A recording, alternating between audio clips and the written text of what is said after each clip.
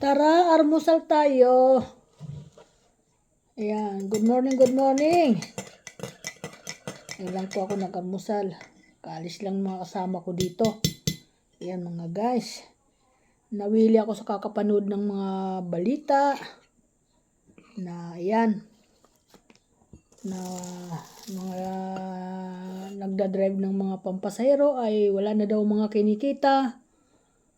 Ayan, diba? Kaya pala maluwag ang kalsada, walang traffic, kakaunti na lang ang bumabiyahe. Ayan, minsan nagbiyahe ako. Nagtataka ako, sabi ko dati punong-puno yung pinupuntahan ko doon ng mga pampasahero. Ngayon wala, kakaunti na lang, saka walang mga laman yung kanilang mga sasakyan. Ano kaya ang mangyayari mga guys pag nang wala na nagbiyahe? Na yung mga papasok sa trabaho, ano na kaya ang mangyayari doon?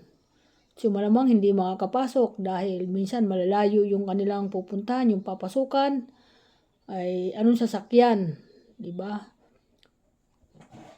Kaya yung anak ko naman, pag pumapasok yon, manggagaling dito sa Bulacan, papuntang Quezon City, ang ginagamit niya, motor na lang, yung single na motor. So mas maganda-ganda, ang bilis lang makarating mga guys kasi walang traffic. O di ba? Maganda yung ginagamit nila ngayon, ang mabili ngayon motor, mga single na motor. Ayan. Taka yung yung mga dikuryente, maganda rin gamitin yon. Ang gagamitin mo lang doon, kuryente, dikuryente lang siya. Paano mga guys kapag ang kuryente naman ang nawala? Ang tanong. Matitigil din yon kasi di kuryente. Hindi naman gagana yon kapag walang kuryente. Siyempre, itinacharge yon. Gaya ng mga e-bike. Muntik na ako makabili niyan eh. Kaya lang inisip ko, di naman ako marunong mag-drive. Yung asawa ko, hindi kaya driving. Muntik yung tinitesting niya yung e-bike. Muntik pa mataob. Hindi siya marunong yan. Hindi niya tinuloy dahil hindi niya kaya driver. Sino magdadrive? Sabi ng anak ko, kumuha daw ako noon. Kasi maganda daw. Baka siya magdadrive yun. Papunta sa trabaho niya. Hindi bawal sa highway yun. Mga e-bike niya. Yung mga iba, bawal na sa highway yun. Oh, welcome to my vlog. Good morning everyone. Kumusta na tayo mga kababayan? Ako naman, nag-aalmusal ako ng sardinas ngayon. Binuksan ko lang yung sardinas at yun na ngayon, inarmusal ko kasi di naman ako maarte kumain. Basta mayroon akong bigas, kanin, kakain ako. Pinag-uusapan mga namin kanina tungkol sa bigas. Sabi nga nun, ang tataas daw yung bigas. Isipin mo mga guys, 130 na ang gasolina natin ngayon. Ano pa kikitain natin? Di ba wala, gutom talaga. Ngayon, baka itaas nila yung bigas, magmahal. Buti na lang guys, nakapag-stock ako ng bigas. Sabi ko, yung mga anak ko naman, may mga stock din naman yan.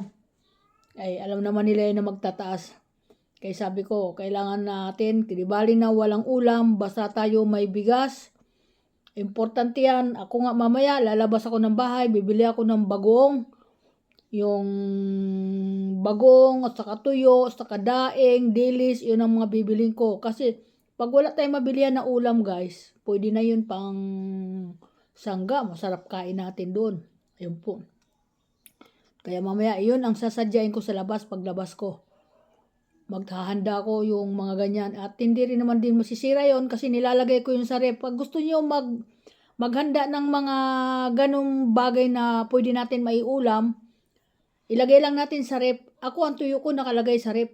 Kita mo pag binibili sariwang-sariwa kasi nakalagay sa ref. Hindi yun masisira. Kahit abutin pa ng taon, hindi masisira yan. Inilalagay ko sa ref. Ayun, pag nilagay mo sa labas yan, papangit. Hindi maganda, babaho siya. Tapos guys, marunong ako gumawa ng mga daing. Bibili lang ako sa palengke ng mga sariwa, idadaing ko. Ako na ang magdadaing, kagaya ng mga bangos. Magdadaing ako at mayroon, umorder na ako ng pagbibilaran ng mga daing. Ayan. Kasi dati ako nagdadaing. trabaho ko po yun yung nagdadaing ako tapos ibinibinta ko kapag natuyo. Lalo na ngayon mainit, sasamantalain ko yung kainitan ng panahon. Ayan. Bibili ako nung mga mga galunggong. Yun, yung mga salmo na yan, bilad ko lang yan, mga guys, di ba? Kahit hindi na natin gawin tinapa, daing lang, okay na, may iulam tayo. Kailangan tuyong-tuyo lang yan. Kailangan ganun. Kaya kailangan nakakatulo yan pag tayo nagdaing. Yun po yung mga gagawin ko ngayon mga guys. At kung pwede tayo magtanim ng mga gulay sa atin mga bakuran, kahit wala tayong lupa na pagtataniman, pwede po yan mga guys. Kasi ganun po ang ginagawa ko. Nagtatanim ko na anong itinatanim ko sa aking third floor. Sa third floor na ako, nagtatanim pa din ako. Yan. Na mag-ano ako ng mga buto ng upo, buto ng ampalaya. Ayan po, yung aking mga, nakaredy na yung aking pagtataniman mga guys. Gusto ko kasi mga ganun. Kasi marunong naman ako magtanim niyan. Pag namunga, di ba, mayroon tayong aanihin. Hindi na natin bibili niyan. Kaya ganun po ang gagawin ko ngayon. Hindi na ako nag-alaga ng mga kung ano-anong hayop. Kasi po, di nga naman natin pakain lang tayo ng pakain, tapos hindi naman babalik. Ay, pabuti pa mag-time tayo ng gulay. Kahit pa paano pag namunga yan, makakatikim tayo. Hindi naman ako kagaya ng mga aso. Ibinigay ko ng 2 kong aso. Ang gaganda pa naman. Pinaampong ko na lang doon sa may kakayanan magpakain. Para po at least doon may magpapakain sa kanila dahil maraming pera yun. Mga pambili ng pagkain ng mga dog nila. Marami silang aso eh. Ayan. Hindi ko na pinanganayangan kung maganda yung aso ko dahil ang aso ko malinis. Ganun. Maganda yung pag-aalaga ko ng aso. Kinakain ko na lang, ibibigay ko pa sa kanila kasi pag may tira ako ng pagkain, nilalagay ko na sa pagkain. Diba? Sariwa yung pinapakain ko sa kanila. Kaya okay, welcome to my vlog. Maraming salamat. Ingat po lahat. Sana po ay magkaayos-ayos na po itong nangyayari sa atin, sigalot sa atin mga bansa. At matapos na po itong mga problema at makaraos na po yung ating mga kababayan na hirapan. Kasama na rin ako doon na hirap din. Ayan mga guys, sa lahat, sana wag na po sanang ituloy yung kanilang mga binabalak. Wala naman mapapala, kundi kamatayan ang mapupuntahan.